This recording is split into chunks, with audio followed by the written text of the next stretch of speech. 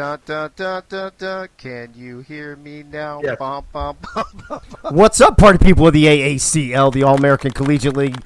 What's going on? What's happening? What the motherfuck is cracking? I'll tell you what's cracking. Rivalry week is cracking, and it is cracking in the fucking Discord. I gotta tell you, I saw one of the funniest fucking posts I've ever seen in a long time by DeHatene towards Ohio State. The whole no soup for you thing. Holy fuck! I laughed so hard, and I had to share it with Lisa. It was fucking hilarious. So if you haven't seen it, go into School Hype in the AACL Discord and check it out, y'all. This is season 3. It's AACL tonight, and it's episode 16. Episode sweet 16, if I may, because we're some sweet motherfuckers on this show. And sweet motherfucker number 1 is Ray Bashan in the house. Ray, what's up, sweet motherfucker number 1? I knew it was coming. I knew it was fucking coming. I was gonna wait until I heard it. I knew it was gonna fucking come. I was gonna wait until she did it, and then I was gonna talk afterward. Not gonna interrupt me with that shit anymore. No, she's got you. She's got it on lock, bro. It's on Ain't auto. got shit on lock. It's on auto. But anyway, what's going on? How you feeling? How you doing? Oh, I'm doing good. I still got a little bit of that sickness and that cough, but it's not as bad as it was last week. Yes. Winkler in the house. This is Hall of Famer Dave Axis, which I will talk about for our very, very short. I was going to cancel story time altogether, but I decided just a little while ago that I will tell that story. But it'll be like a 2-minute story. It's not going to be a big deal. Sweet ass motherfucker number 2, Yogi in the house. Yogi, what's up, sweet ass motherfucker number 2? Don't know how to take that one. I mean, it's not like we're in prison or anything, so it's okay. Yeah, okay. No bars of soap involved. I'm just saying. I'll eat your ass. So, I will. Hey, listen, just because we go to Penn State later does not mean you got to bring the glasses in. Oh, ow. Hey, Too wait, hold on. soon. Illegal touching on Ray. Your discretion is advised. Could you imagine just tuning into this for the very first time ever, like 90 seconds ago? And they're gone. And where's all our viewers? Hi, new guy. Bye, new guy. Where's all our viewers? And then, of course, we cannot have a show without the specialist, the most special, sweetest motherfucker on the planet, Special K himself. Special K, how was traffic today, and how are you doing, sir? Oh, I got quite literally probed by traffic today. Whoa. I mean, Whoa. they pulled a Roswell on me, Knox. Jesus. No, I don't know, man. People are slow as hell sometimes. I get it, bro. I think all drivers are fucking stupid except for me, so I get it. Joining us to just kind of throw her 2 cents in here, throw her 2 cents in there, throw her 2 cents in everywhere, kind of like a very special soccer player, dear to all of our hearts, Roy Kent. Michaela Kent is in the house. Michaela, what's up? Hello. That was like a cent and a half. I'm sorry. I don't know what you want me to say. Airball. Hello. It's a little boring, though. Hello. Oh, and then, of course, we can't have a show without a DJ, without a DJ on the wheels of steel, on the ones and twos, DJ Clamsy Whamsy in the His House. Clamsy, what's up, girl? Woo! Let me guess, you're vibing. I am vibing. Listen, life is too short to not be vibing, and after this long ass fucking weekend, Yeah, I'm okay to be vibing. I had a busy ass weekend. I get it. Word to your mother and palabra to raise. In the chat right now, Whale Nexus is in here. Steak owned Knox. Oh, just stop it, bro. She didn't own shit. I took it easy on her because I felt bad for her, and then she fucked me. So I learned a valuable Dayton lesson. owned Knox, though. Daddy. What's that? Dayton owned Knox, though. Yeah, again, I wouldn't get too crazy about that. That was probably the worst sim I've ever seen of a Knox City team. It had nothing to do with Dayton. It was just bad passing. I mean, we literally passed it to your guy and left him a wide open shot. Give me a fucking break. Come on now. And we dribbled. And when was the last time you ever saw Knox only take 8 shots in a game. Usually we have more than that at halftime. It was just a weird fucking sim. It's fine. Dave, I got two words for you in response. That's right. Go ahead. Skill issue. Okay. I have 3 words for you. Trophy. Boom. Suck it. All right, here we go. I've got 3 trophies. Nobody else has more than 1, and Dayton you has could say absolutely that's just 0. one word repeated 3 times, though. Yeah, well, it's trophy. I got 3 words for you. Go fuck yourself, asshole. It's one. That is 4, sir. He never said 3 different. I didn't say 3 different words, motherfucker. I said 3 words. Trophy. Stream Elements, my BFF, was the very first one in the His House, followed by Private Clams and her Cotatoes, Justin Reside, David Leathers, the man with the best first name in the history of all creation, followed by the Beeve. Annie Beaverhausen is in the house, ladies and gentlemen. Let's see if we have her soundboard ready. Crickets. Dude, I even set you up. I'm like, there we go. There she is. Nate Hall. Sorry, I told you that these buttons are weird. I gotta find shit again, man. Oh, and you're echoing too. Yeah, it's coming through my mic. Yeah, there's no play button on the sound now. That's All you gotta do is weird. just So click it. for those of you who don't know, everybody knows we have this crazy ass soundboard, but apparently Discord went ahead and fucked with it and didn't tell us. I didn't get the memo. I don't know if anybody else got the memo, but I didn't get that shit. And so we're figuring it out on the fly. And you know what? That's kind of par for the course for everything we do in this league. We just do it on the fly. It is what it is. Nate Hall, Frank Doom, Mr. Churchill, Yogi Bar, and who else is here? The Whale Nexus, like I mentioned. Winkler in the house. Crazy Canuck. Crazy Canuck, you're like super late, bro. I'm used to seeing you way up there at the top of the list. Gunny's here with us. Wow, you skipped over me. Where? I'm above. Where? Yeah, I'm in between 2 of Annie's messages. You're in between 2 what? Annie Beaverhausen messages. Oh, does Keith know about that? Michaela's here. I don't see Michaela. I still. Oh, there she is, right there. All right. Michaela's in between 2 Annies. I don't know if Keith knows that or not. Just to reside. You may like that. Just to reside along with who else is here? I don't know. Winkler says Knox is currently season 7. Bro, I'm not even worried about it. I can finish 8th and still win the fucking league. It's not. It really doesn't matter to me. Ray is there. Keith is there, and then Frank Doom says special shout out to the ladies of the AACL: Annie Beaverhausen, Clamsy Wamsy, Michaela Foraker, and Pink Lisa for putting up with all our crazy asses. Who else? Are there any other women that he might have forgotten off the top of your head? He forgot the main diva. The main Ray? Yeah, you. Ray. Ray. Yeah, Ray. Ray. Mrs. Oh yeah, you got fucking Ray. Oh, Mrs. Me. There's- Yeah. Yeah, Mrs. Me. P. Fedor. Yeah. Jeez. We have quite a Wow. nice representation. Shit, they're gonna have a whole fucking union Didn't pretty even soon. know P. Fedora was a woman. All right. I got to be careful. They're gonna form a union pretty soon. That's Nate Hall's wife. Yes, that is true. That is true. If I can handle Mike, I can handle anyone. Andy, I appreciate the optimism, but you've never met me. Maddie is an AI, Churchill. Yeah. It is what it is. That's all right though. It is what it is. All right. So here we go. Let's get into story time. And this is going to be real quick. We were going to cancel this, but I decided to let everybody know that yours truly, Mr. Well, you can refer to me now as Sir David Axis.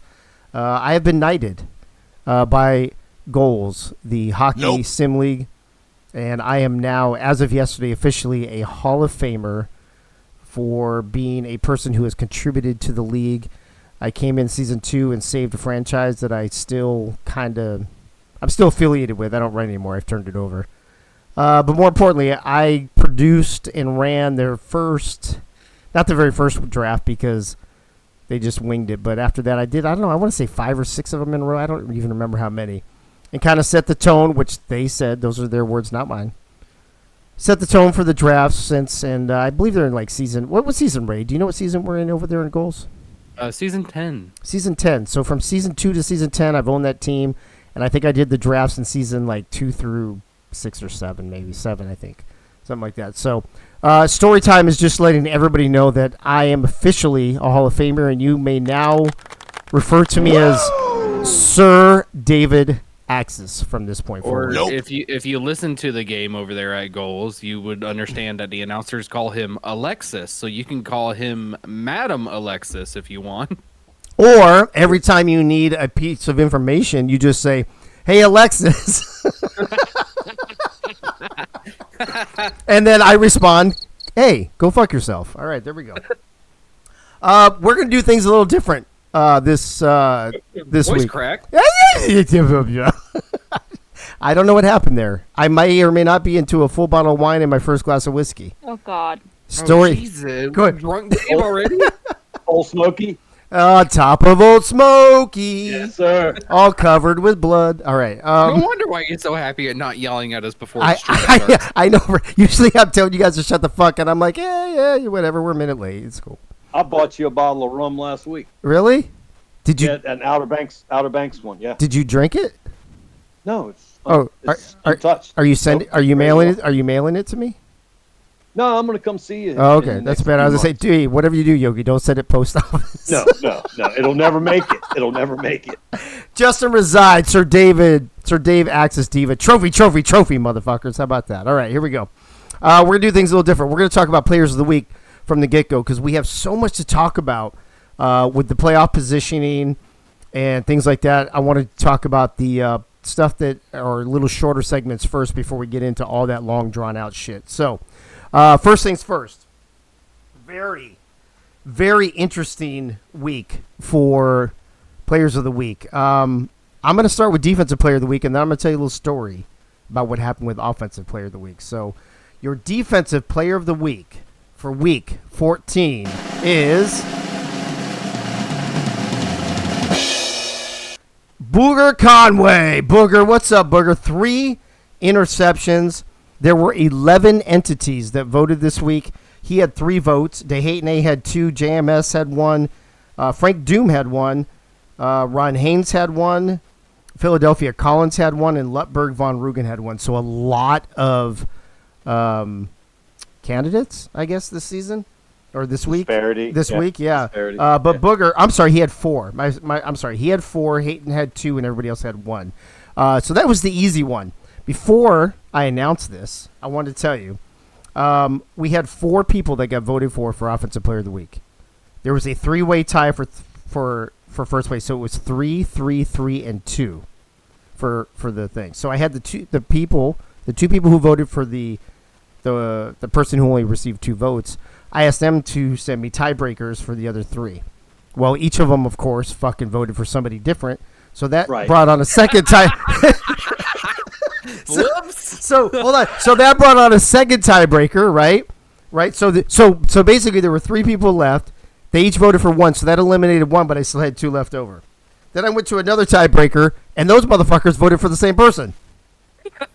So we had to go to a 4th fucking tiebreaker for this. So it's the first time this has ever happened because I wasn't going to put 3 motherfuckers. Was I? You were the first tiebreaker, I believe. Oh God! So me and Michaela were the first. First or second, it depends on what question I asked you. But yeah. So if you had 3 options, then you were the first tiebreaker. I only had 2. Oh, there you go. I was more important, Michaela. Wait. Well, I mean, technically she was because she was closer to the answer. I was first thought of. All I'm right. happy about So that. all of that to say, what a crazy week. And I will tell you all of the people who got votes here in just a moment. But I want you to know that it was such a great week that 3 very deserving players received a good number of votes. But we can only vote for 1, sometimes 2, but this time only 1. And that winner for Week 14, Offensive Player of the Week, is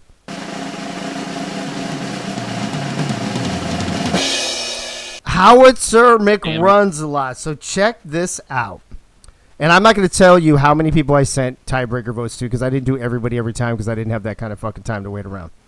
Bullet Boletsky, Krieg, and McRunsalot all got 3 votes on the first round. Rodney Dangerfield got 2 votes. I went and asked the 2 people who voted for Rodney Dangerfield. 1 voted for Krieg, 1 voted for Hunter McRunsalot, so that removed Bullet. The next phase, I asked them, and one of them, oh, I'm sorry, Howitzer. Sorry, I'm trying to read my writing in the dark. then the next round I asked Krieg or Howitzer, and one person said Howitzer, one person said Krieg. So then I went to one person, and that person said Krieg, and that's how we ended up. So it was very, very You mean close. Howitzer? What the fuck ever, man. You listen. Listen to what I fucking mean, not what I say. You know the drill. Nope. Hold on a second. I gotta take another sip of whiskey real quick. Who is me and why are you fucking? So Bullet Boletsky. Krieg. What's his first name? Howitzer. Howitzer Krieg? I don't think it's Howitzer. Howitzer. I don't think it's Krieg and Blitzmick runs a lot. That Blitzmick runs a lot. I thought he was stuck on Hunter again. It's Blitzkrieg. Blitzkrieg and Hunter McRuns a lot, and then Rodney Dangerfield. All very deserving. All had great fucking. What are you laughing at now, bitch? Don't do it, Ray. Don't do it, Ray. What did you say? Let it go, Ray. Did Let you it just go. say Hunter again? He did. Let it go. I said Punter McPunts a lot. Oh, okay. I was gonna vote for that guy, but you know. Anyway, there you go. Howitzer McRuns a lot. 37 of 45, 453 yards and 4 touchdowns. Booger, the Boog, cornerback from Miami. And imagine if Bullet had won the tiebreakers, we would have had 2 Miami people up there for only their second victory, which would have been pretty cool. It would have been cool. But 2 tackles, those 3 INTs for sure got him that. Real quick, let me go around the table. Ray, what do you think about this? I mean, the tiebreaker thing is what it is, right? It's so close. But what do you think more maybe about the Booger Conway as Defensive Player of the Week? I'm not going to lie to anybody. I did not watch the Miami game at all. So I don't know what those 3 interceptions were. I don't know if any of them were pick sixes.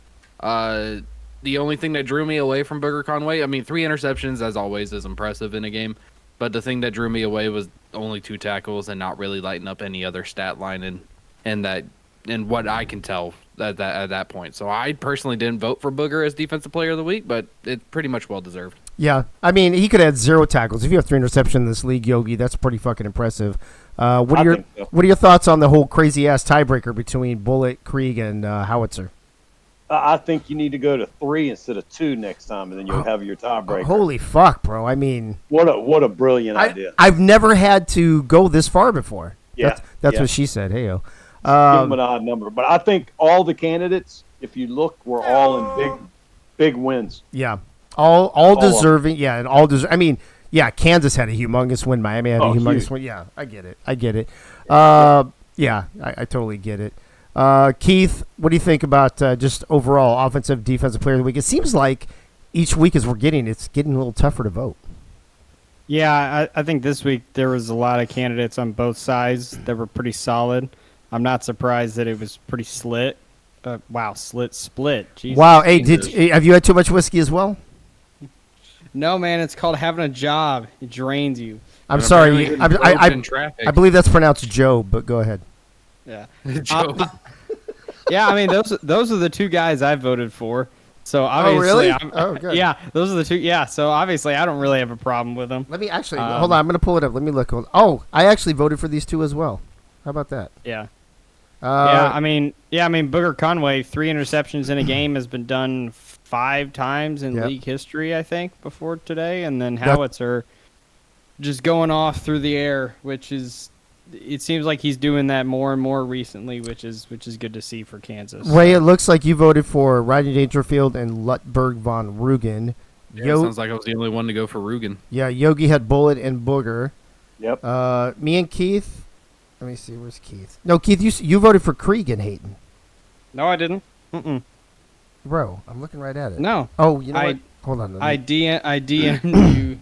I DM'd you. Oh wait, hold on. Sunday. Hey, maybe these fuckers didn't win. Hold on a second. Uh-oh. I DM'd you on Sunday and said Howitzer and Booger. Let me look real quick. Hey, go ahead and play the Jeopardy theme. I will tell you momentarily, maybe. Oh, that's right. No, you're right. I got it. I have you mixed up with somebody else. I got it now. It's right next. It's the ones next to it. And then let me bring in Michaela real quick. Hey, well, I just wrote it down the wrong spot, but it all evens out. Michaela. Yeah. Welcome to the program. How are you? I'm I don't know. Missed your shot. Yeah, I'm okay. I'm just a little bored though. I was just a little bored though. There it is. So just a refresher: Michaela voted for Bullet, Boletsky, and Frank Doom on defense. Actually, no, I voted for JMS. You voted for Frank Doom. Well, first it was JMS and then Doom. Yeah. So you changed your vote, but whatever. I did not. You did. You technically did. I said if I can vote for new walk-ons, JMS. Right, but right. Doom. Right, but it's not. That's not how it works. It So doesn't. you changed You your don't. vote. You don't give like 3 different like things, and somebody else voted for JMS too. That's why Doom got your vote. So there you go. Because they were neither of them were in the running. But what do you think about Booger and Howitzer before we move on? I mean, Howitzer was my second choice after Bullet. And then Booger, he was also up there in my potential defensive player of the week as well. Yeah, Both deserved. You can't have 3 interceptions and not at least be a candidate. By the way, real quick, I forgot to mention Twin Screw, Benji, Gunny, and I think that's about it that I forgot when I talked about people in the chat when I was doing my shout-outs. All right, so there are your players of the week, folks. Howitzer, McRuns-a-Lot, Booger Conway, your Week 14 offensive and defensive AACL players of the week. We're going to go on to a new segment that we are going to have every week for the rest of the season. And it's called Sup Playa, because we want to know who the players are. Players of the year in each different type of category. Not necessarily who the winners are, because those will be voted on later after the season. But who's in contention. And this week, we're just going to start at the top and kind of trickle our way down each week. And we're going to start at the top with the Rodney Dangerfield Award. We all know that in Season 1, Rodney Dangerfield won the MVP. It was not called that at the time. Because he won the first one, we named it after him. Season 2 was Pink Lisa. And so she's technically the reigning and current Rodney Dangerfield Award winner. But I want to go around and let's start talking about who we think will be in contention. And listen, this doesn't have to be a quarterback, even though 2 quarterbacks have won it. It could be a defensive end with a lot of sacks. It could be a middle linebacker. It could be a corner with a lot of interceptions. It could be a receiver who leads the league in receiving. It could be whatever you want it to be because it's subjective, right? Who is the best player in the league, and what does that mean? Does it mean stats? Sure. Does it mean helping your team?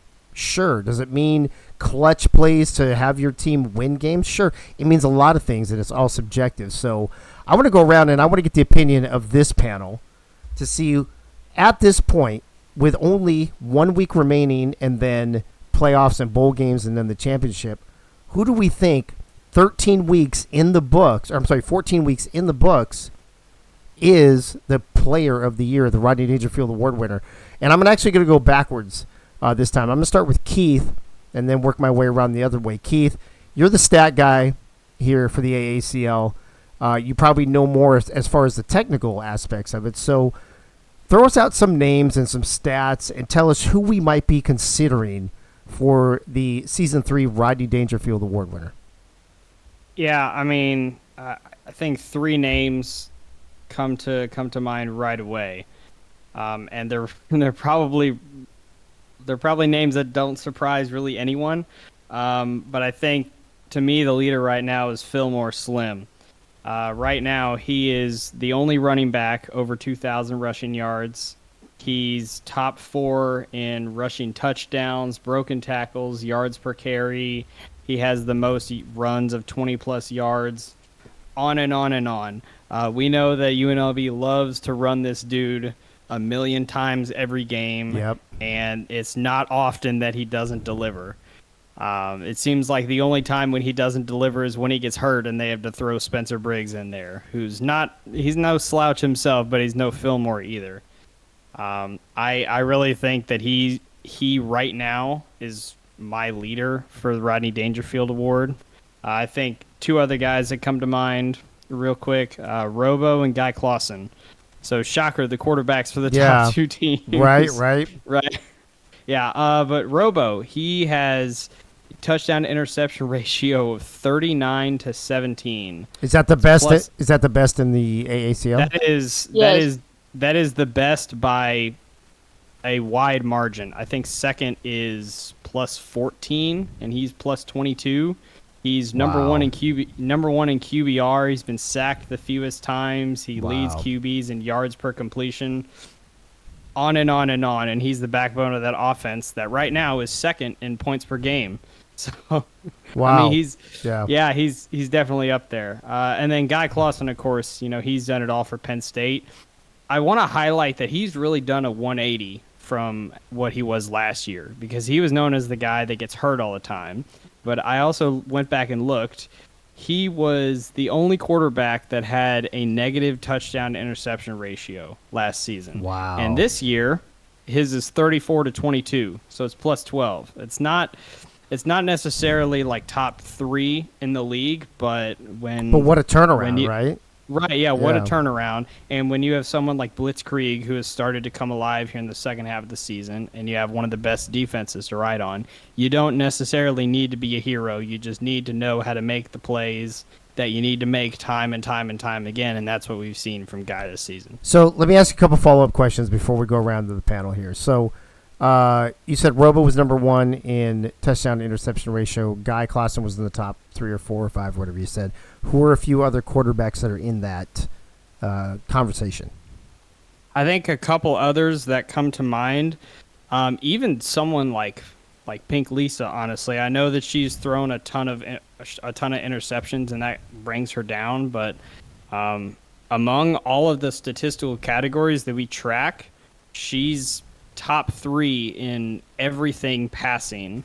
And, of course, she's no slouch in the run game. She actually has the most total touchdowns among all QBs right now with 53. That is a lot. How many is second place? Well, actually, that is second place. Oh. No, I'm sorry. No, I'm sorry. That is first place. Second place is 51, which is Tommy Tebow. Oh, wow. That dude is a machine. He has one of the lower interception numbers this season. Touchdown interception ratio is 32-20, but he has 51 total touchdowns. So what does that mean? Yes, folks, he has 19 rushing touchdowns, which is 5 more than anyone else in the league, running back or QB. Wow. 3 more. No, it's 5. Uh-oh. He's got 19. You have someone with 16. Larry Ballin. What the hell? Am I blind? Oh, I am blind. It is 3. Hey, breaking news. Keith is blind. Correct, nerd. Damn it, I ruined it. Fuck. Well, still, okay. So, all right. So, you're talking about Robo. You're talking about Lisa. You're talking about Tebow, Guy Clausen. Larry Ballin got thrown in there. I think we discussed earlier today. I think Ray's up there, right, in a couple of the categories. I would say Ray's in there, yes. All right, so nobody's voting for me. Right. It's going to be like another play of the week for me. Nobody going to get me up there. I'm sorry, who was that talking? Nobody pays attention to Ray. So, all right, real quick, just throw me a name. Not wrong. Throw me a wide receiver name, and then throw me a defensive player name that you think might be in the conversation. Then I'm going to go around to the panel. Can I throw you 2 for each of those? Yeah. Okay, so 2 wide receivers. 30 minutes, guys. 30 minutes. We'll get through this. Everyone, this shut is why we have an extra long show tonight. God damn it, y'all are impatient. Jesus. Yeah, they are, fuckers. Right. 2 wide receivers, CGQ and Mel Davis. Those guys are top 3 in pretty much everything. Really? CGQ does not surprise me. Tell me a little bit about Mel Davis, because I got to be honest with you. If I was thinking top 3 receivers, I don't think he would have come to mind. Well, Mel Davis is currently number 1 in receiving yards, number 3 in catches, number 2 in touchdowns. I have the sheet pulled up here. I believe he's top 5 or 6 in average yards per catch. So he's no slouch. I mean, we all know that Auburn likes to throw the ball, and he's number 1 in everything on that wide receiver core. All right, now for them. Now give me a couple of defensive players. I think 2 DNs stand out to me, which is Peter McLongfellow and Booneberry. Those guys across the board among stats, among DBs, not DBs, DNs, they are 1 and 2 pretty much in pretty much everything. Boonberry's number 1 in sacks. I believe Peter McLongfellow's number 1 in tackles. Something along those lines. Those dudes are more or less neck and neck for the stat race there, but they've made a huge impact with those teams. All right, let me go around the panel. Yogi, we just heard a bunch of names, a lot of quarterbacks, a couple running backs, a couple receivers, a couple defensive end. Who, to you, doesn't have to necessarily be on that list, could be somebody else as well, has stood out for you personally that should be in the Rodney Dangerfield Award conversation? I think Keith is 100% correct. I think Fillmore Slim is the engine that propels UNLV. I don't think they have all those passing stats, those gaudy stats, without Slim pulling the defense up and opening it up for them. And you have to respect him when you go into that game. And he's one of the toughest to game plan against, so he would get my vote. Okay. Ray, is anybody else come to mind that's not on that list? Or are you pretty kind of in line with both Keith and Yogi as well?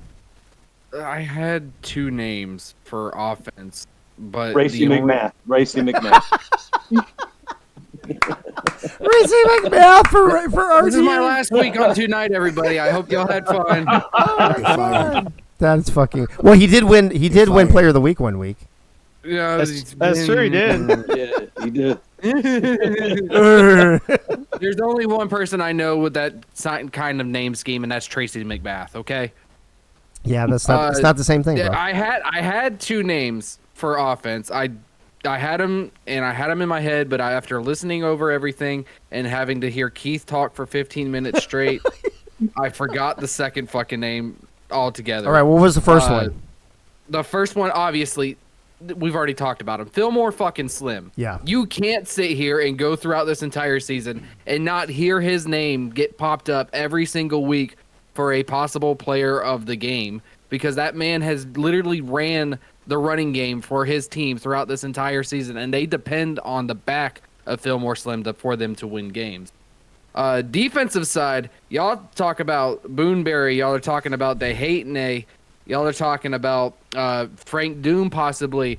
I'm going to throw a name in there that nobody is talking about, and he's from my former team. I'm going to throw Nate Ironsides into the conversation. Ooh. That man at safety for Florida, he's been the heart and soul of that Florida Gators defense, and he's been one of the main reasons why that Florida defense has been good throughout this entire season. Nate Ironsides is filling that safety slot perfectly well ever since I left. I love Nate Ironsides. I love what he's doing out on that field every week. All right. My defensive guy. Yeah, go ahead. It won't take long. It's a shot out there. I'm going to go with, and I think he has helped turn this team around, and it's been pivoted on his play. I think Rob Foraker has been a force. He has 8-10 weeks of the season.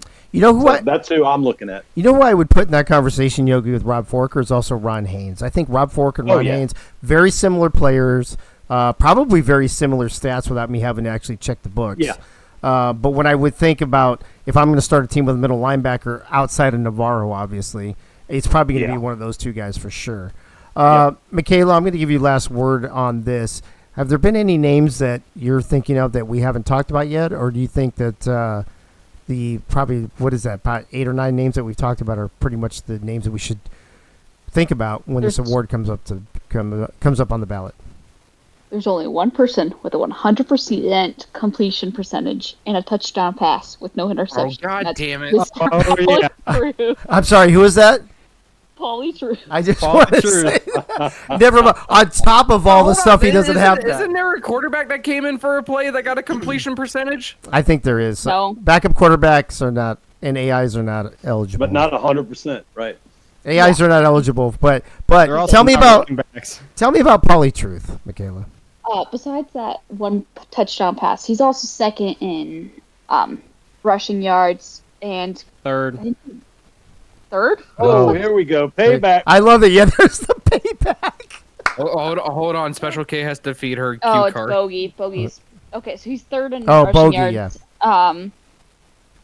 He's also got a fair amount of touchdowns, but he's also been a really eligible receiver for when we need those dump downs. Because Brooke can't throw to save her life. True as that. we've seen. Yeah, true that. True that. Keith, let me ask you this last question. Actually, it made me think of why is Bogey not in the conversation? I know he probably runs away. We talked about this earlier in the season. Broken tackles. He breaks more tackles than anybody. He's up there in rushing yards. What's the holdback on him? You give me my own answer. Vultures. What is it? Yeah, I was about to say I could give you my own answer on that, and it starts with that stupid fucking car, Monte Carlo. On Star. On Star. Yeah, I mean, Yogi's not entirely wrong when he says vultures. I think that probably does hurt Bogey a little bit. A lot of touchdowns stolen from him from the backup. Yeah, I mean, because he only has 5 on the year. Oh, and yeah. Well, didn't it take him like half the season to get his first one? Yeah, it took him a while. Yeah, but we lead the league in 1 yard from interceptions from the plus 1 yard line. Instead of handing it to Bogey, we throw a pick. Yeah. I mean, everybody has a role, Yogi. Yeah. Okay. Anybody want any last names they want to throw in the hat before we move on to our next topic on potential Rodney Dangerfield award winner for season 3? Hey, he probably hasn't had as many touchdowns as most wide receivers has had, but I'm gonna throw in my wide receiver. I'm gonna throw in BFJ's. I was actually thinking, why wasn't BFJ being talked about? I guess Keith would probably have the answer to that, stat-wise, but.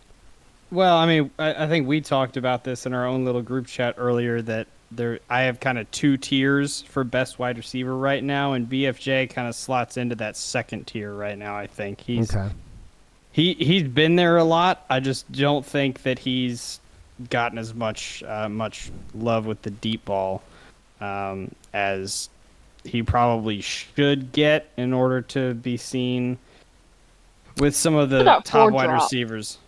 With some of the top wide receivers like Mel Davis. And I would Can say you just say he only has 4 drops.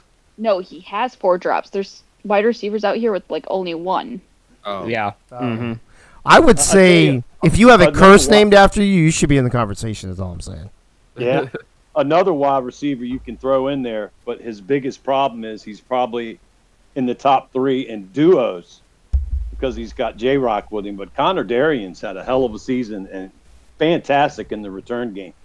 Yeah, actually, he's a halfback, but Wyndham Sink though over at Alabama. I was going to say Sink. Yeah, I think that's who Yogi meant. I think that's what I meant. Yeah, I said Connor Darian. That's what I was talking about. Wyndham that's a good point too, Keith. Where's Wyndham Sink in all this conversation? Where's he on the stat sheet? I would put him in my second tier for best wide receiver, and I actually have J-Rock in the top tier with like 3 other guys. So Wyndham's not far behind them, I don't think. But I have to say Wyndham would probably be wide receiver 1 on just about any other team. But because he has to play with J-Rock and Travion Hunter, there's only so many catches to go around and so many touchdowns. Yep. But I think they're the best duo in the league, no question.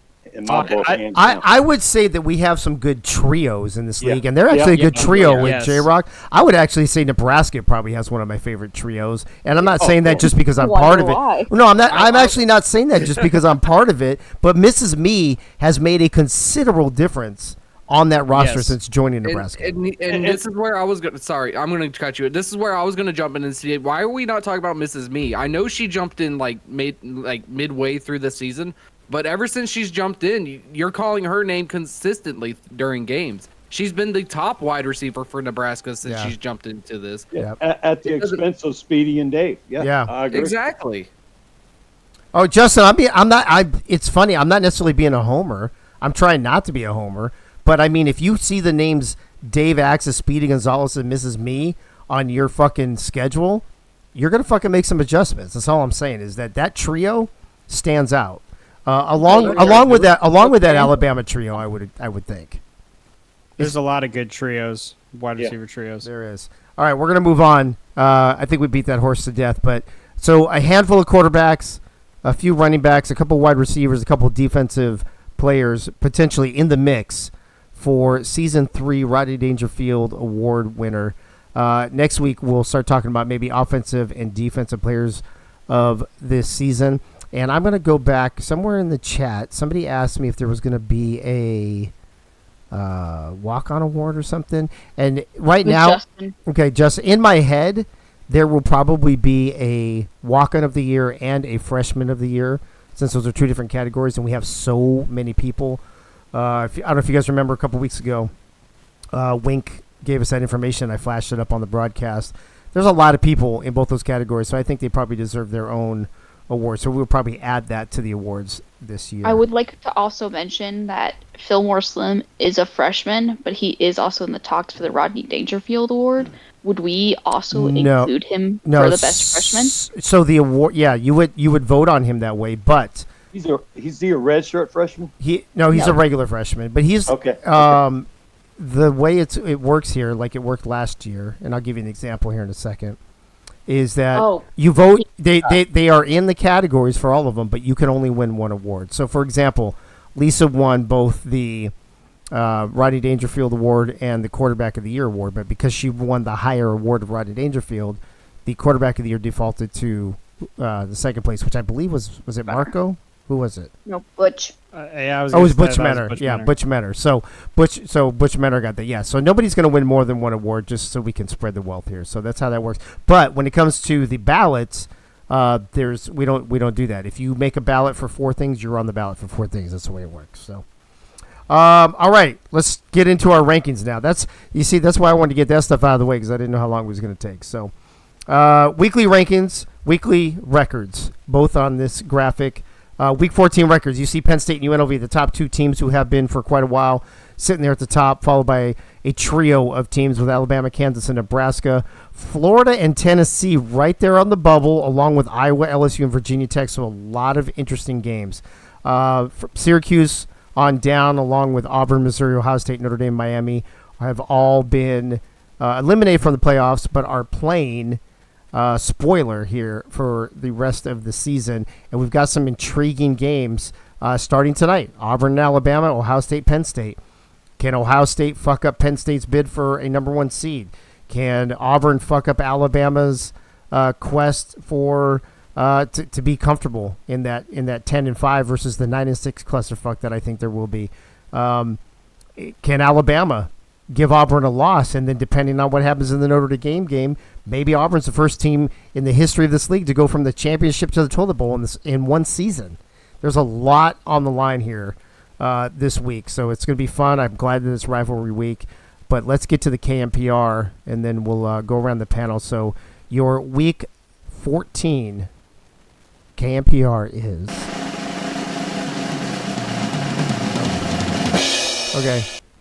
Hold on a second. I almost dude, seriously, like I got trigger fucking shy to make sure I wasn't going to do the wrong one. Yeah. All right, Clams, one more time, baby. Let's go. That's what she said. Hey, yo.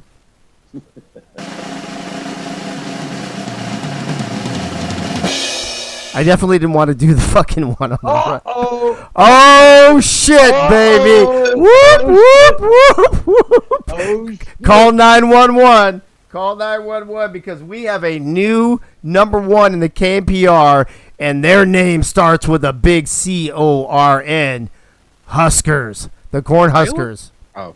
Number 1. What are you saying, Ray? He didn't let you finish. I was yeah. Oh, you thought I was going Iowa or something? You said corn. So yeah. Oh, gotcha. Iowa wants us to go. Always wants us to go with corn. Gotcha. So. I got it. So, yeah, Frank Doom, don't worry. We're gonna trust me. We'll grill Keith like we do every week. UNLV drops 1. Penn State and Kansas stay. Alabama and Tennessee swap spots. Florida stays the same. Virginia Tech up 1. LSU down 1. So they swap spots, and Iowa stays the same. All 10 teams are exactly the same. None dropped out. A few switch positions. And not a lot of movement, Keith, but enough to make people raise an eyebrow, especially at Nebraska number 1. So you're going to have to explain that. I mean, I think I said this on the show last week, right at the end of my little segment for KMPR, that last week, if UNLV loses and Nebraska wins, they'll be number 1. And sure enough, what do you know? Why is that the case? Because that's how the KMPR works. You lose, you move down. You win, you move up. Yeah. like And how I just explained it? Right, yeah, and what has Nebraska done for the last 7 games? We keep winning, and this is something I highlighted at the beginning of the season with the KNPR because there was a lot of discussion about how there wasn't a lot of movement from the initial rankings, while in the official rankings there was a ton of movement right off the bat. And what I had said then, and this is still the case, of course, is if you go on a streak of wins or losing, you're probably going to drop pretty quick, especially if you lose a bunch of tiebreakers or win a bunch of tiebreakers. And what has Nebraska done? They've won a couple tiebreakers. They keep winning. They keep moving up. And I could say the same thing about LSU. You know, they've stayed up at the top of the rankings for most of the season, and now they've lost 4 or 5 in a row. I think it's 5 now, yeah. 5 in a row, and they've dropped from 1 to 9. So, I mean, this is pretty much exactly what was supposed to happen, is that you lose a bunch in a row, you drop pretty quick.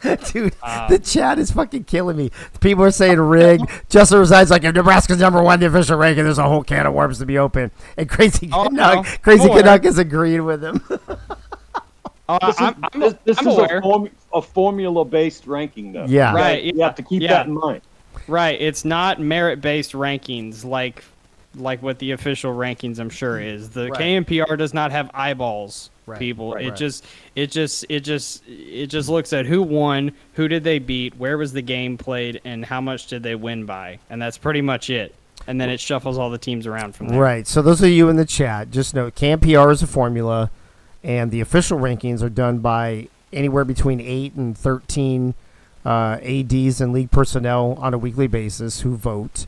And they can vote with whatever they want. They vote for how they did that week. They can vote for the whole production of work. They can vote on stats or eye tests. Like, there's a whole bunch of shit. So that is definitely subjective, whereas the KNPR has been a formula the whole time. Ray, are you surprised Nebraska moves up knowing the formula? I mean, it kind of makes sense. I mean, he kind of teased it last week if certain things happen, and they did happen. But other than that, really not a lot of movement this week. No, not really a lot of movement. I feel like ever since we started getting down to like the later weeks, we're not going to see any new teams jump up into the top 10 or anything. This is probably just going to be the top 10 that we usually see from now on. Nebraska jumping up to number 1 is not a shock to me. I almost put them at number 1 in my personal rankings. He claims in the background, ew. They were almost number 1 in my personal rankings. It's just I saw it a little bit differently, but we will get to that a little bit later. UNLV only dropping 1. They did take the loss. Penn State 3 staying still. That's perfectly fine with me as well. The entire list, not really that much movement. Yeah. It's almost looking like a ninja doing his little flossing thing at the New York Eve party again. Oh my god. Yeah, I mean, pretty good top 10, honestly. Yeah, not bad. Yogi? First of all, get a pitch in that we need every AD voting for this next poll. There's no reason everybody can't vote. I keep trying to tell him, bro, but I'm barely getting half. Yeah. I don't know what to tell you. So I'll throw that pitch out there. Secondly, if Ray leaves, do I move up to number 2 chair? You do. I don't see Notre Dame. Oh, there they are, 4 and 10. Weren't you ahead of me? Oh, now we're gonna talk shit. Yeah. Okay. All right, I'm in the 2 chair one now. more week, and you got to face UNLV. I wouldn't be talking shit yet. You can still be eliminated. I sure can. We've enjoyed that role every week. I think 1, 2, and 3. Moving on. I'm just picking on Ray. I think 1, 2, and 3 are interchangeable. I think Nebraska's long winning streak has propelled them up the board, rightfully so.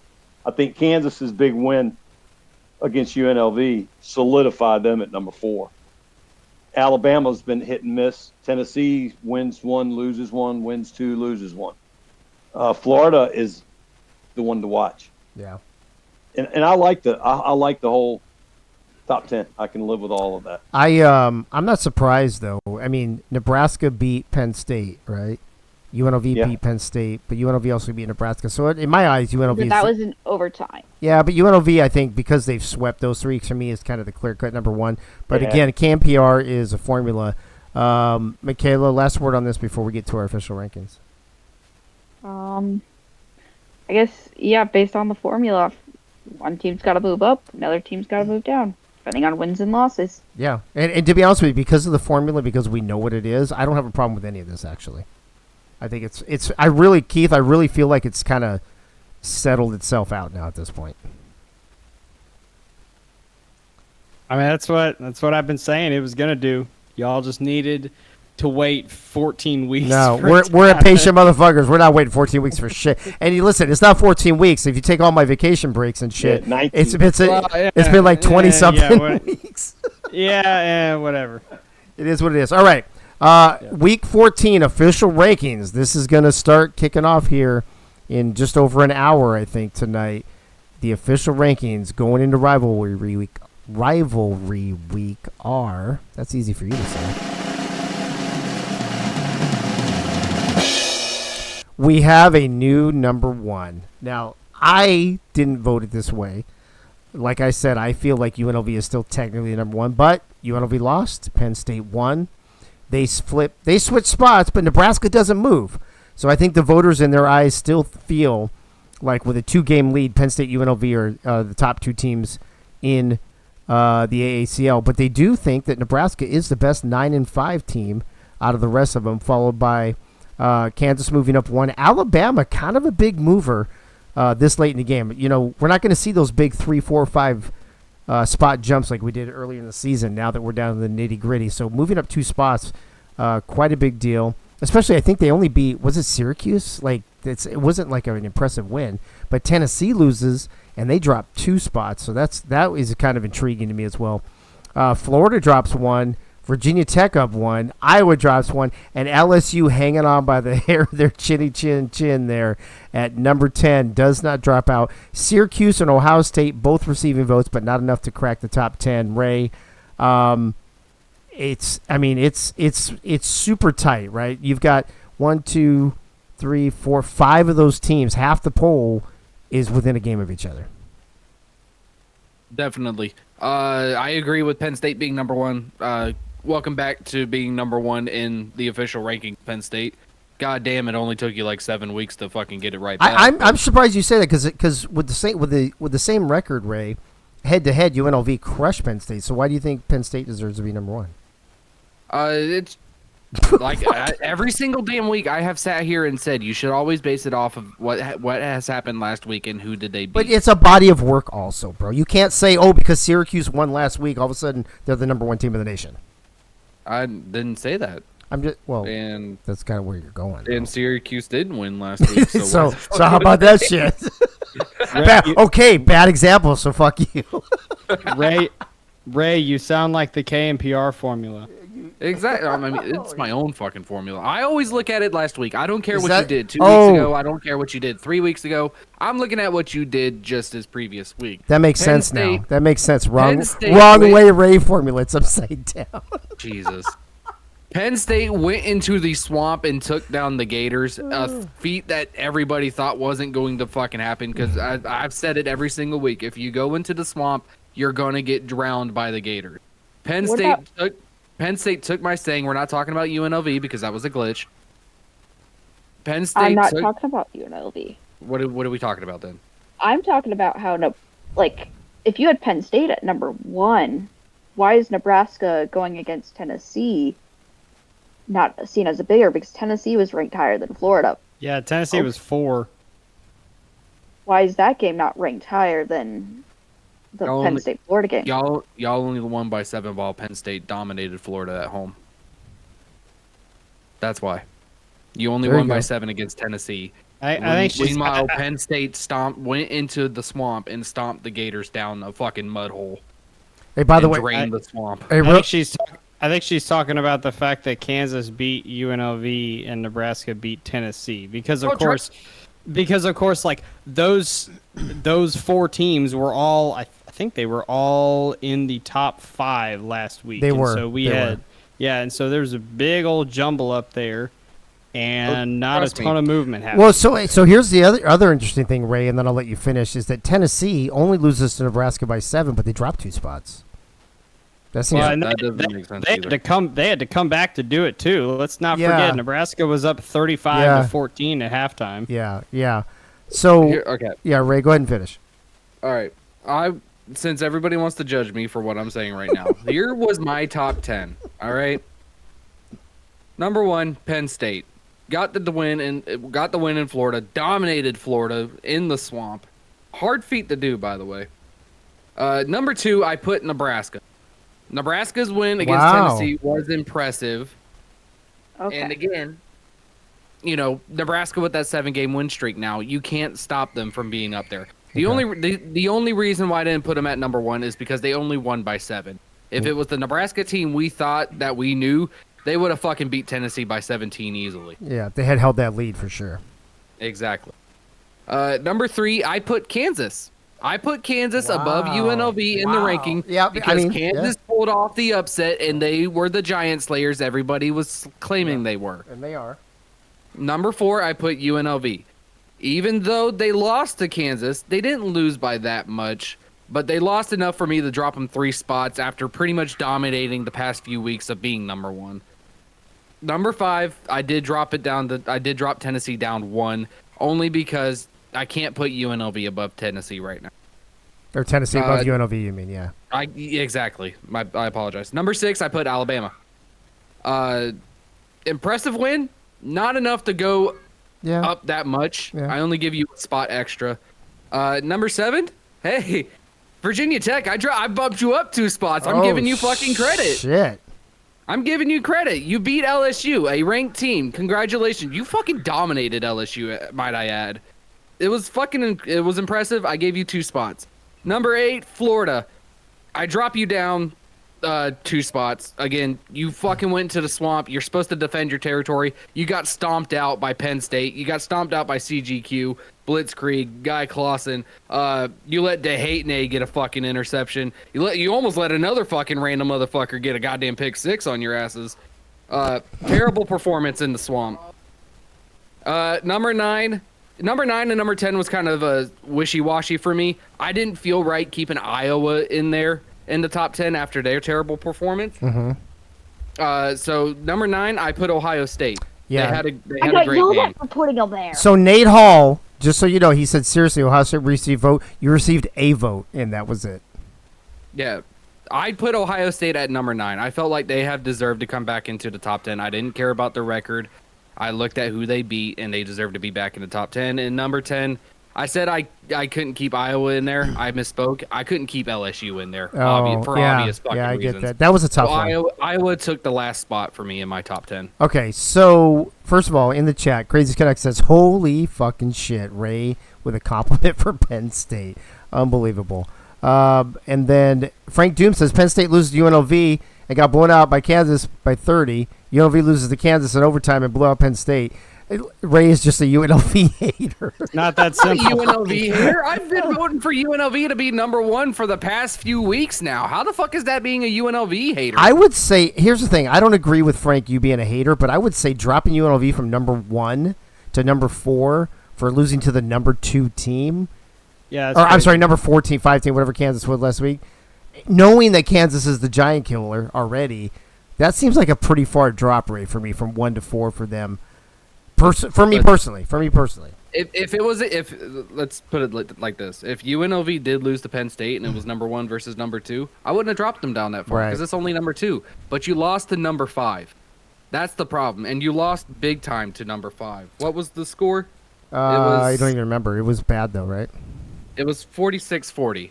But UNLV had to come back. But UNLV had to come back. Yeah, exactly. They had to come back after the second half. Imagine if UNLV had won that, we'd have a whole different discussion right now. Exactly. But the first half pretty much ruined it for UNLV. That's why I dropped them down so far. All right, Yogi, you want to bring some, resonance, I guess, to this fucking conversation?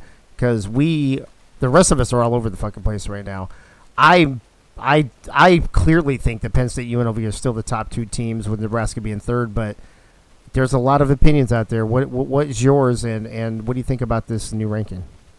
Well, I do different than a formula because I know Keith does that. So I go by records and the last 3 to 5 weeks of games played, who you played, how you've done, scores. I try to plan all that in my picks. And don't have a problem with any of this. The top 3, like I said, could be interchangeable. I think the middle three can be interchangeable, and I think the next two can be interchangeable. And that's all that really matters is 8 up at this point to even have a chance for the postseason. Did you still have LSU in your top 10? I feel bad for them. They were 7-2 in first place 5 weeks ago. Yeah. And now they sit 7-7. Some people voting them out. They lost some key pieces, and it's really affected them all season. And I feel bad for them because they had a good thing going. I like the KMPR, and I like ours too. I think both are fine. All right, Keith. I mean, they're very similar, the KMPR and the official rankings, and they have been now for a few weeks. I imagine as we wrap up these last couple weeks, it's probably just going to be even closer. But what's your thoughts here on the whole? Alabama only beats Syracuse and they jump up 2. Tennessee barely loses Nebraska and drops 2. That kind of sticks with me a little bit. Yeah. I mean, from what I remember last week, the jumble in the middle, like all those teams in the middle, they were all very close, if I remember right.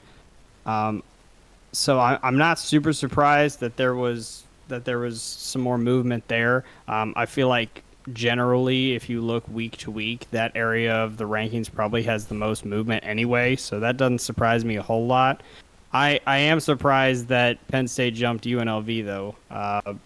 I would have had that as close between those two, but if I was doing my own personal rankings based on what my eyeballs see, what my brain thinks, I would put UNLV 1, still Penn State 2, and then the rest of the ranking is probably exactly what I would put. Yeah. The rest of it, to me, looks pretty good. But yeah, KMPR, once again, is doing pretty good. It nailed number 2, 4, 5, 6, 7, 8, and then 9 and 10 are flipped, and 3 and 1 are flipped. So it's like you said, it's been coming together the last few weeks, and they're both very similar at this point. It has. By the way, another comment in the chat. Somebody said you should just say Syracuse 11, Ohio State 12. That's exactly how it happened. I think Syracuse had 2 or 3 votes. Ohio State had 1, so technically they would be 11 and 12, and no other teams getting votes. Of course, no teams dropping out as the top 10 stays the same. But, Michaela, I'm going to give you the last word on this. Gunny talking shit in the chat already, saying, with all due respect, LSU's about to finish 7-8 because they played Tennessee this week. I think, Michaela, that Nebraska is clearly, and again, you, me, and Keith, we play for Nebraska, so you can say that this is a little slanted. But I think clearly, with a 7-game win streak, you can't argue that Nebraska is not the top team of those 9 and 5 teams. Yeah, I think besides like the top 3, well, I'm trying to look back at my own rankings.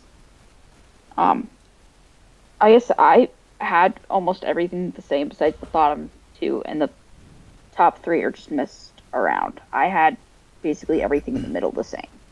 I saw your comment in chat too that said you almost put Ohio State in. Yes, I was yelled at for almost putting in Ohio State.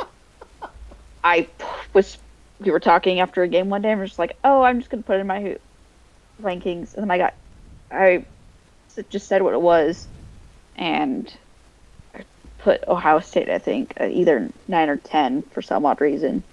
And then I got yelled at. Wow. I'm just like, okay, I'll take them out. Don't let the KMPR bully you anymore, Michaela. Exactly. You bullied me for the Ohio State comment. Oh, I did? Oh, then that was. Hey, then that was spot on. Dave.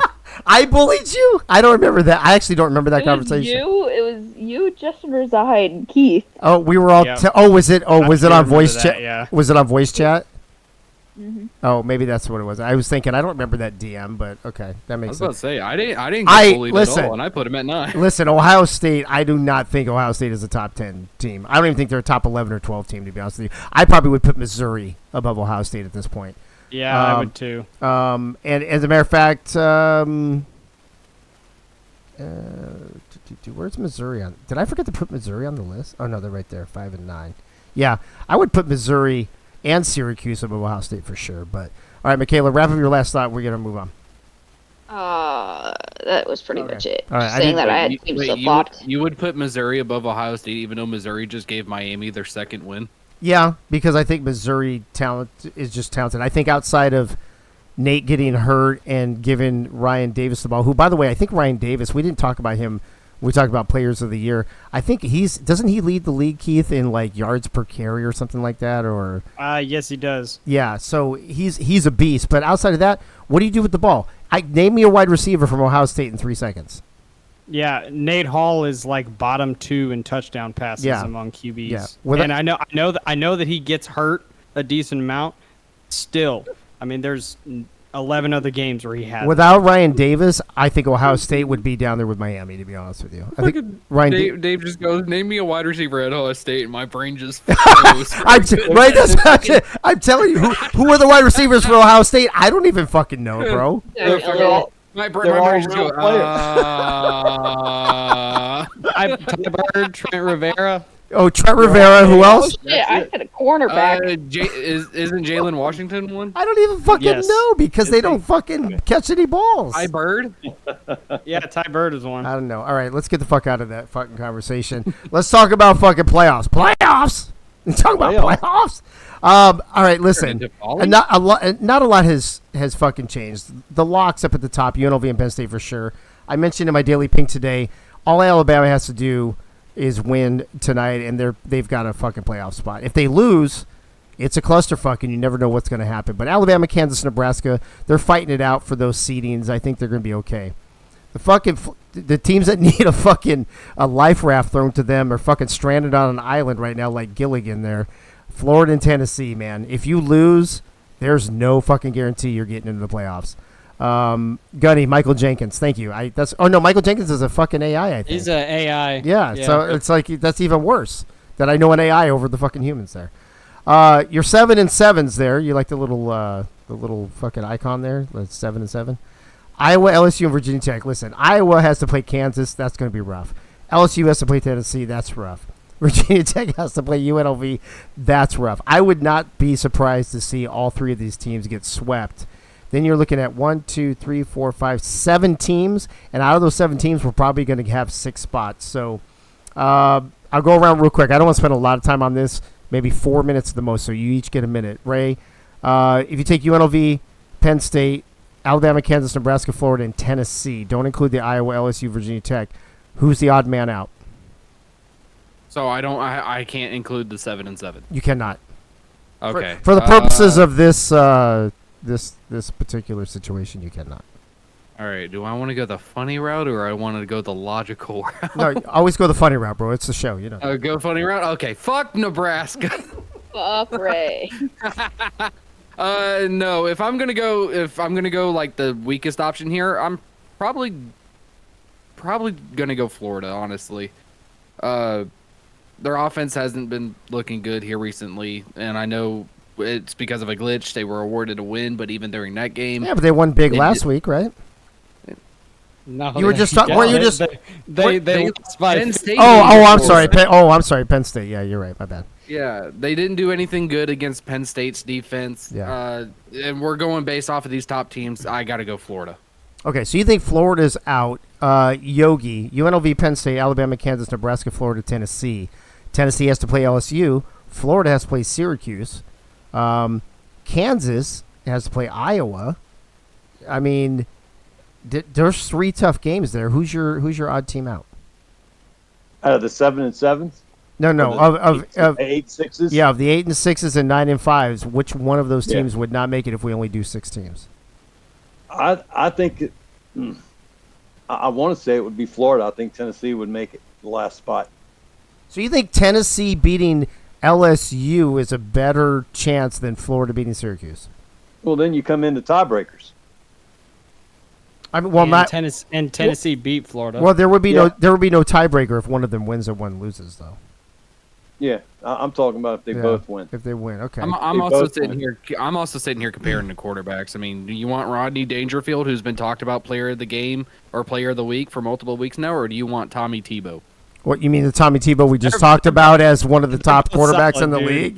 Yeah. I mean, that's a toss. He can be one of the top quarterbacks in the league. I don't care, but Rodney Dangerfield, you're hearing his name constantly. So, all right, Keith, I'm gonna throw it a little different to you. let's say Florida and Tennessee win, so they're 9-6. Alabama, Kansas, Nebraska all lose. They're all 9-6. That means that you've got 5 teams in a 5-way tie. Who's your odd team out in that particular scenario? Not based on what I asked Yogi and Ray, because that's just based on who you think is going to win and lose. What if they all end up 9-6 without figuring out tiebreakers right now? What's your gut tell you on who's the team that's out?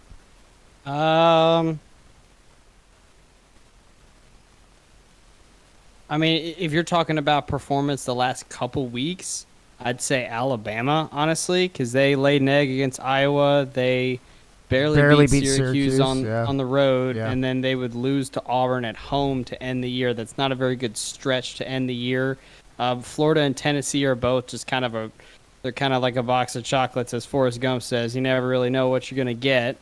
I think, like we both said, they're kind of up and down. You never really know with them. So it'd be between those 3. My gut between those 3, I'd probably have to say Florida. I think their defense has been struggling in the second half of the season. Wow. I think that would cost them, if anything. So 3 people so far say Florida would be the odd team out. Justin Reside in the chat says Florida, I say, is odd man out because being number 7 in ranking and lost if they lose to Syracuse, right? All right, Michaela, you got the last word on this, but different question. Of those 7-7 teams, Iowa plays Kansas, LSU plays Tennessee, Virginia Tech plays UNLV. Of those 3 7-7 teams, which team is most likely to win this week and put themselves into the playoff conversation?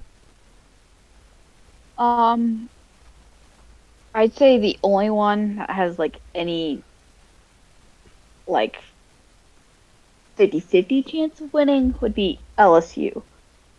Iowa has got to go up against the giant killer known as Kansas. Sure, Kansas has lost to a couple of those lesser teams. They still just took down UNLV. They've taken down plenty of the other top teams. Right. Virginia Tech has to go up against UNLV, a.k.a. off of a loss. After UNLV just lost, right? Yes. UNLV is going to be playing angry. They are going to be playing angry. So, sorry, Yogi, but I think it's only a 25% chance that you guys might pull it off. So, Michaela, follow-up question. I'll give you 10 seconds. Is there anything that can't... Iowa is playing at home. So, does the confines of home help Iowa at all against Kansas? No. There's your 10-second answer. That was more like a 1-second answer, but I appreciate it anyway. Yogi, you sound like you wanted to say something. No, I was going to say that says it all. It does say it all. Tennessee will be at LSU in Death Valley, Kansas at Iowa, and then Virginia Tech will host UNLV. So technically, all 3 of these teams, 7-7 teams, are at home. That could make a difference. I'm just saying, You've seen wackier shit here in the AACL. All right, this. What's your pick for the team of the 7-7 teams? I don't think LSU can beat anybody right now. I think they're devastated. They lost wide receiver 3 and halfback 1. That halfback 1 had to take a hit from sophomore NIL money all the way down to walk-on NIL money. That is a huge drop in this league. Huge. I think Virginia Tech versus UNLV. If UNLV didn't lose last week, I think it would be different. I think Michaela's right. I think UNLV plays with a chip on their shoulder. I think Iowa has the best chance because Kansas is probably... I bet if we look back, Keith, and I know we don't have this data right now, so you don't need to look it up, but I would bet that Kansas has letdowns after they killed Giants. Yep. And so I would say Kansas is like, oh, yeah, we just beat UNLV. We're 9-5. We're the shit. And then they go to Iowa all fucking high and mighty and get their ass kicked. I wouldn't be surprised if Iowa just destroys Kansas this week. So I would say Iowa for sure. I mean, that happened after they beat Penn State. They lost by 30 to Florida the week after. See? That's what I'm saying. See, look, I didn't even need stats, Keith, and I knew that shit. I mean, literally, I just made it up and hoped it was true, but same. You're welcome. I have the stat sheet pulled up at all times during these broadcasts. All right, we have 12 minutes to whip through these. So what we're going to do is we're going to start with the Wednesday night games, and we're going to end with tonight's games on the pick'em. So, Ray... we're not going to go into depth here. You get 10 seconds per fucking game. Wednesday night, Florida at Syracuse. Florida needs to win to stay in the conversation. Syracuse is just playing fucking spoiler. Who'd you pick?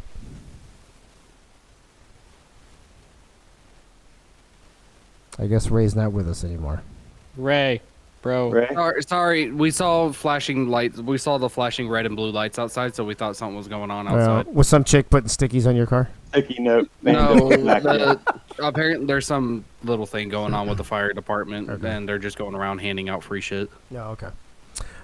So we're starting with the Wednesday night games. We're gonna wrap up with tonight's games. So Florida at Syracuse. Florida needing to win to stay in the playoff conversation. Syracuse trying to play spoiler. Who'd you pick? Oh, we're not starting with tonight's games? No, I Nope. said that twice. Okay. You missed all that. I literally just said Yeah, it sorry. twice. I was on Tuesday, just ready to pick Tuesday, and then I heard Florida Syracuse. I'm like, Yeah. Skip ahead. Skip a bit, brother. Because you also missed the part where I don't want to spend a lot of time on the Wednesday Thursday games. Yeah, I got you. So Florida Syracuse. Florida disappointing loss at home. Syracuse impressive win last week. But you know what I'm always gonna say. It's always the same fucking thing. Syracuse football sucks. The Gators take the win. Shocker, and puts themselves into the conversation. Yogi? Shocker, he would pick his old team. Right. I'm going to go Syracuse because they're part of my dream scenario to force you to go to an 8-team playoff. Oh, fuck. So I need Syracuse to win. Oh, so fuck. I cannot get off of that bias. I'm picking Syracuse. All right, Keith? Yeah, I think these two teams are just kind of up and down. I think Florida has been much more consistently, or I guess consistently more productive than Syracuse. Actually, Syracuse is now last in points per game. They've overtaken Miami in that role. I just think Florida has more potential across the board, so I'm going Gators. Yeah, so if I remember correctly, we'd have to go back and look this up. I believe Syracuse fucked Florida last season for either a playoff game or it might have been the preseason tournament, something where Syracuse beat Florida and fucked them out of something. I could see I could see that happen again, and I think Syracuse will beat Florida just to make my job easier for the fucking playoff shit. AACL Nation taking Florida 20-16, so pretty close, only 4-vote difference, taking Florida to beat Syracuse. As you hopefully read in my ping, the UNLV Virginia Tech or Notre Dame Miami game is going to depend on which game's 4 and which game's 5, depending on if Auburn and or Ohio State lose tonight. So if either one of those teams lose, then the Notre Dame Miami game will be the 8:30 game, and UNLV will be the 10 p.m. And if Auburn and Ohio State both win, then it'll flip-flop. So let's go UNLV Va-Tech first. UNLV at Virginia Tech. Virginia Tech desperately needing to win to stay in the playoff conversation. UNLV playing for that number 1 seed, Ray. Who'd you pick? I think UNLV fixed their issues that they had last game. The first half, only scoring 3 in the first half, but then finding that fire to fight back. It's a different atmosphere. It's a different game. UNLV, I believe they fixed the problems. They've got it down. They're gonna contend for that top spot. I'm taking UNLV running Rebels over the Hokies. Yeah, Nate Hall in the chat says, I can honestly see a scenario where all 3 7-7 teams will lose and it won't matter. I agree with that. I would say because they're all playing at home, there's probably a better chance at least one of them will win, but I could see that. And then Gunny in the chat, Yogi, says, I like the Taz versus Tebow matchup that we just talked about, and that's a good footnote there as well. UNLV at your Virginia Tech. Yogi, you have to win to stay in the conversation. I'm assuming you're taking your team, but tell me why. I want to say, yeah, of course I am. I want to say UNLV lost 2 in a row the time for their first 2 losses. I could be wrong, but I have it in my head that happened. We have to win this game. We're at home. We haven't faced a running back like this. I know my defense well, but man, he worries me. He's a load. But I'm picking Virginia Tech because we have to have it, and we've been doing pretty well lately. Yeah. Keith, what do the numbers tell you? UNLV, are they going to bounce back, or is Virginia Tech going to be in the playoff conversation?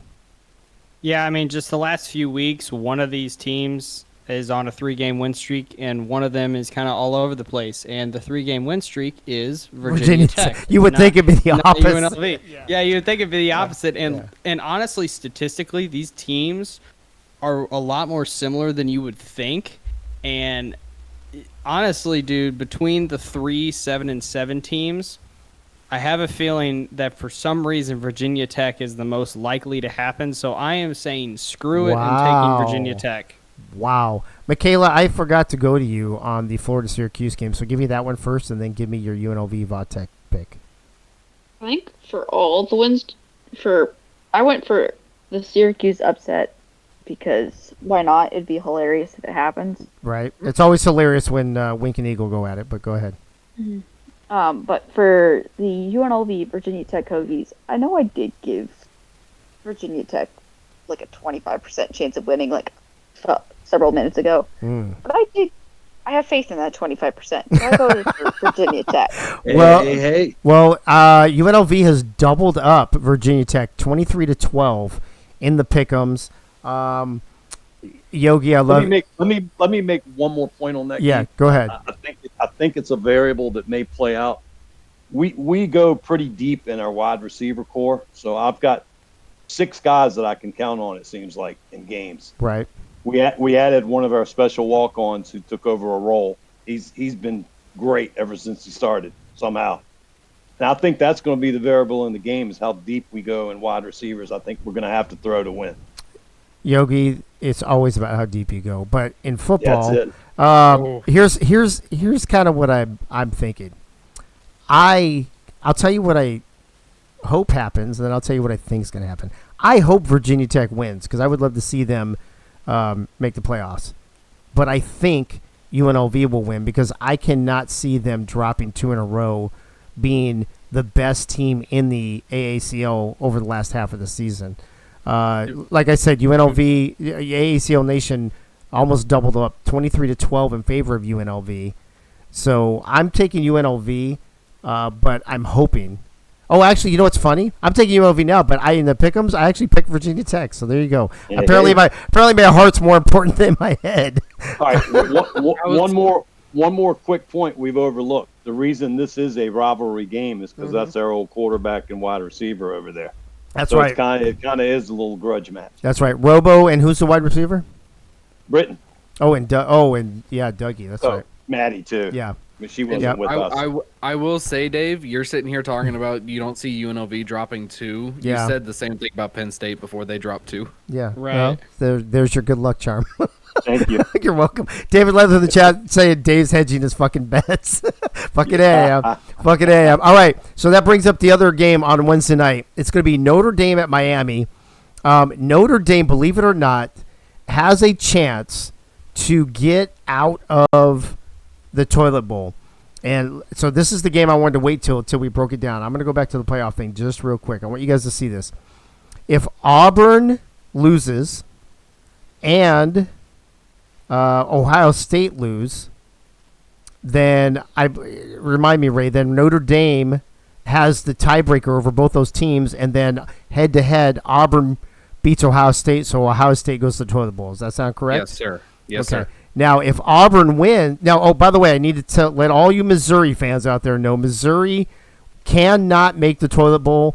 We worked out all of these scenarios the other day, and Missouri, no matter what they do, they already own the head-to-head against Auburn, Notre Dame, and Ohio State, so even if they lose, they will not go to the toilet bowl. It is down to Auburn, Ohio State, Notre Dame. Now, if Auburn loses... and Ohio State wins, and Notre Dame wins, then Notre Dame has the head-to-head over Auburn, and Auburn will go to the toilet bowl. Yes, sir.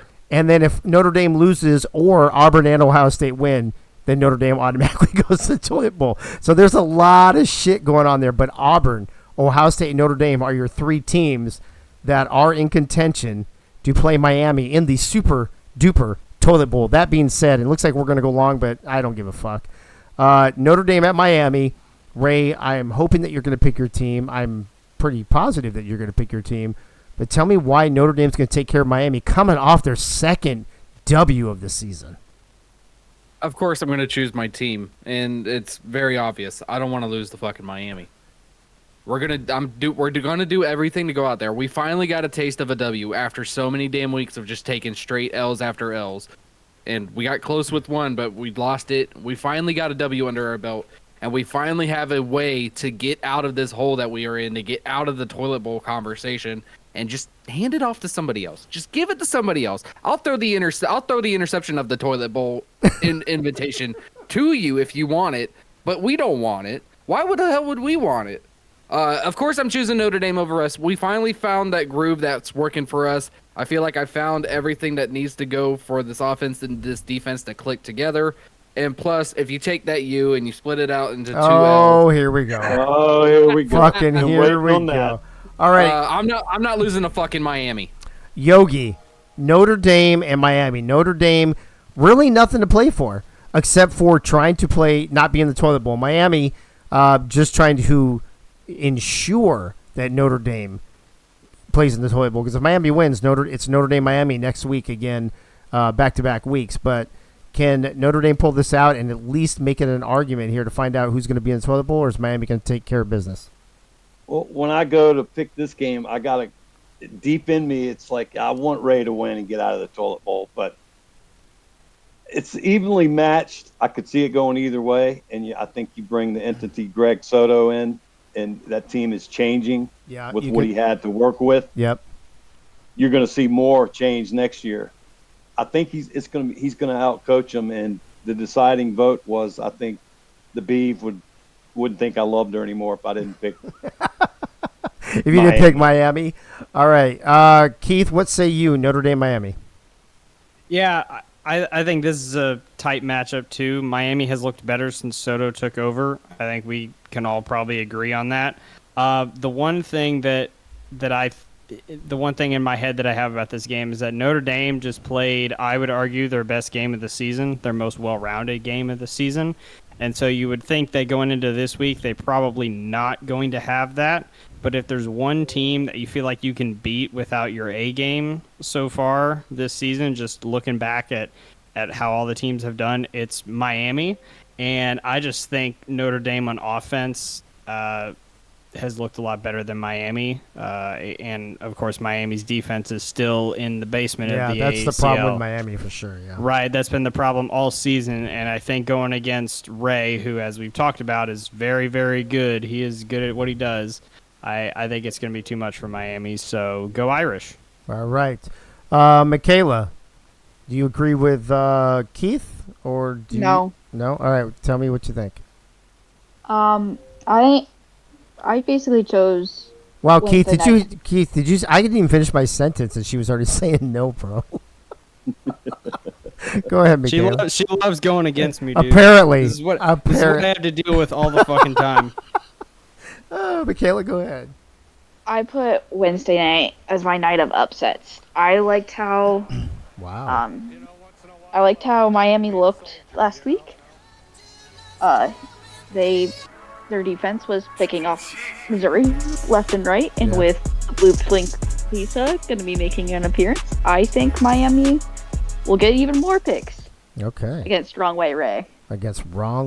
Well, AACL Nation, this is a close one. It's only a 3-vote difference, 19-16 in favor of Notre Dame. Take us into Thursday night. We're going to do a speed round here because we are already over time and we got a lot to talk about still. So just tell me who you picked and give me 5 seconds why Tennessee at LSU, Ray. I'll give you one sound of who I picked. Woo! I'm not doing it again. I'm not doing it back-to-back weeks. No, I'm going with the Rocky Top over LSU. Okay. Yogi, Tennessee at LSU, both teams kind of on the bubble. Devastated LSU team. I got to go Tennessee. Yeah, I agree with that. Keith?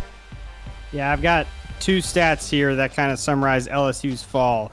Week 1 through 8, they were allowing 23.6 points a game. Weeks 9 through 14, 36.5 points a game allowed. That is ridiculous. Wow. Last 4 weeks, Larry Ballin has thrown 9 touchdowns to 15 interceptions. Those 2 stats right there just kind of encompass the fall of LSU. I think Tennessee's getting the win. All right, Michaela, last word on this one. They chose Tennessee. Well, AACL Nation, in addition to myself, taking Tennessee 28-8. Not a lot of confidence in LSU anymore. And poor LSU going from number 1 team in the nation to probably being out of the playoffs, which is just, I did not see that coming 5 weeks ago. Kansas at Iowa. Kansas, the Giant Killers, Ray, coming off a humongous win. Do they have a letdown as they travel to Iowa City?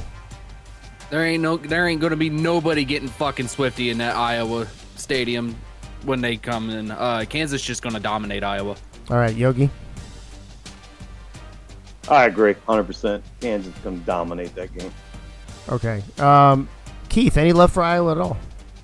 Yeah, I mean, I don't know about dominate that game. I think Kansas will win, but I think it is a relatively close matchup. I think Howitzer's passing game has officially arrived. It's been trending towards Kansas being a pass-heavy team, which is a complete 180 from how they started this season. But yeah, I think that they've really found their stride, so I'm going Kansas. All right, Michaela, Kansas at Iowa. I chose Kansas. You took Kansas as well. AACL Nation, this is the worst.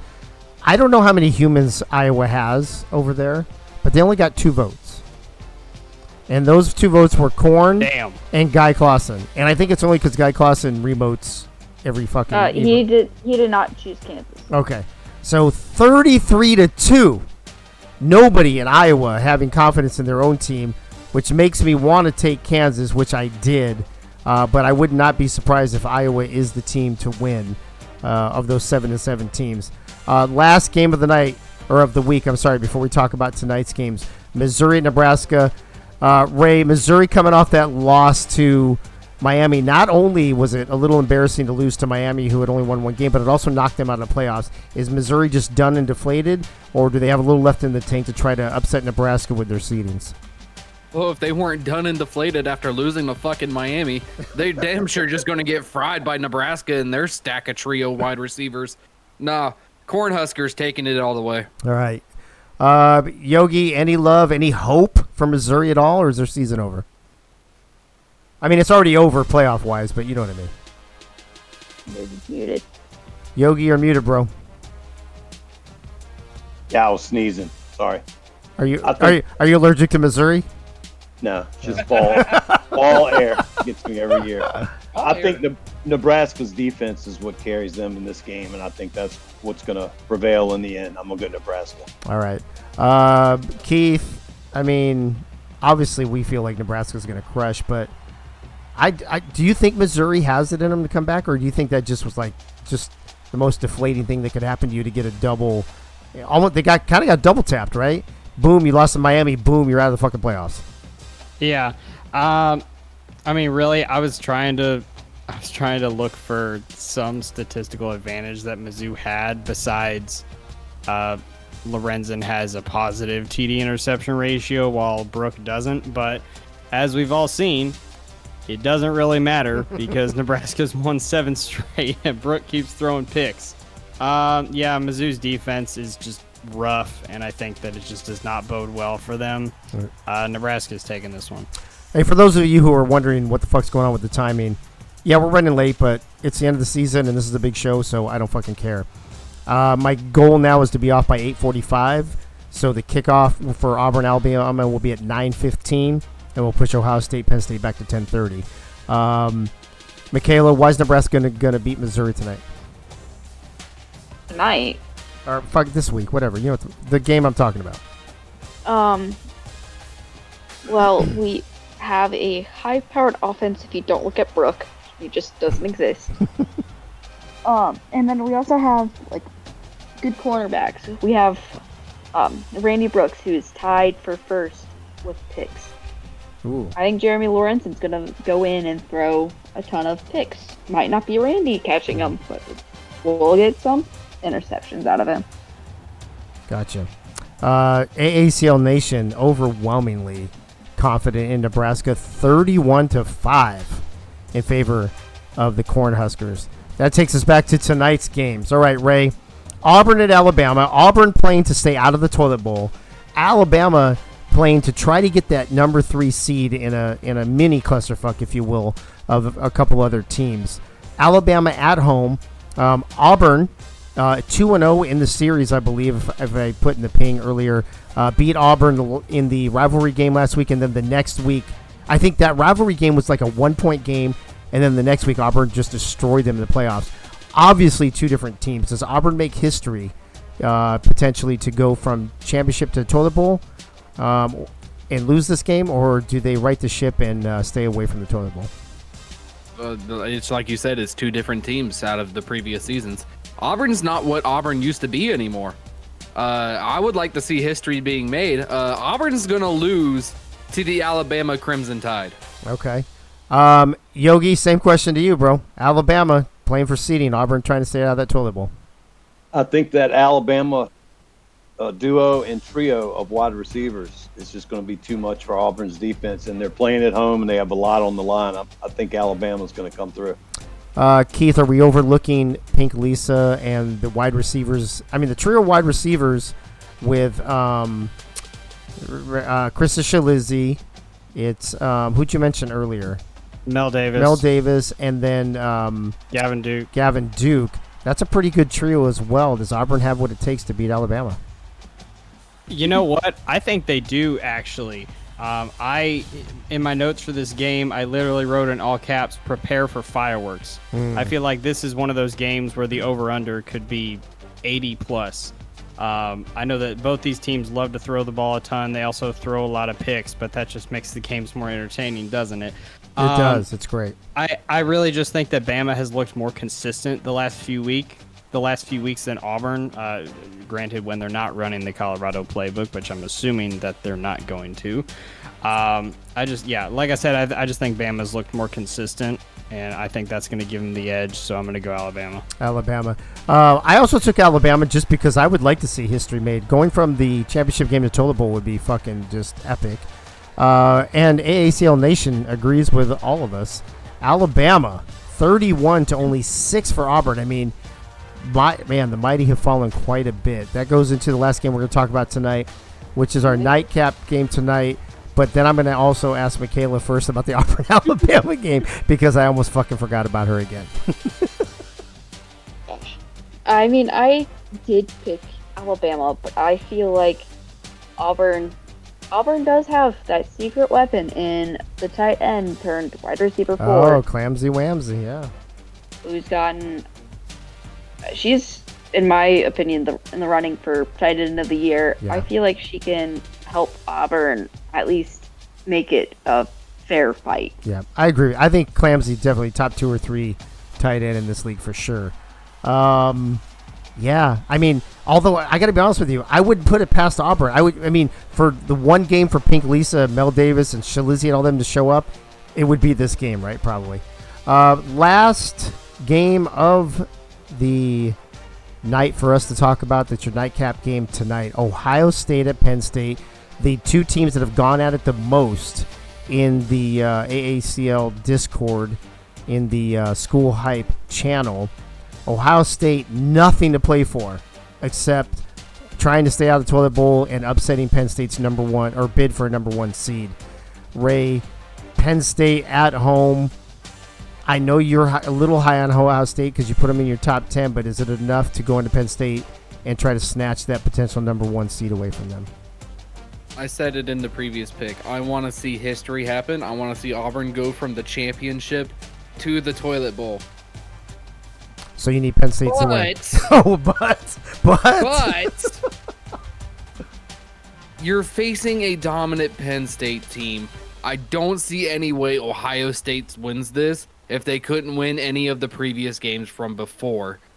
Penn State's just going to stomp all over Ohio State. Yeah, I can get that. Yogi, same question to you, bro. Penn State at home against Ohio State. I mean, listen, I feel like Ohio State has something to play for, right? You don't want to go to the toilet bowl, but is it enough, bro? No, it helps them. It's just Nate's due to get hurt again. I couldn't pick Ohio State for that very fact. Coming down the stretch, how much he was out. Penn State's got a chance to wrap up number 1 or 2, depending on how you look at things. And that's part of my dream scenario to get us in the playoffs. That's right. So UNLV to be down because Penn State already won. Gotcha. And overlook us, or either they're looking at we've got to get this win and putting too much stress on the team. It's part of my dream scenario. I'm going Penn State. You're going Penn State. We only got a couple minutes left here, Keith, so I got to rush you and Michaela. Ohio State, Penn State. I tried to look for something to give Ohio State hope. I honestly could not find really anything. I just don't have a lot of faith in Ohio State this week, honestly.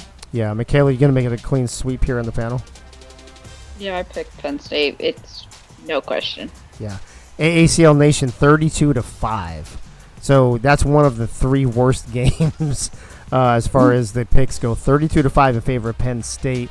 I also took Penn State because Penn State at home is solid, and they're one of the top 2 teams in the nation. I don't know if Ohio State will have enough in them to, if not playing in the toilet bowl, I don't know if that's enough motivation for them or not. So I also took Penn State, and that's it, folks. That is a wrap. That was a very long show. That was an hour and 44 minutes. It's going to be an hour and 45 minutes here in a few seconds. So thanks for tuning in. Appreciate the panel here. Ray, Yogi, Keith, and Michaela, along with DJ Clamsy Whamsy on the 1s and 2s.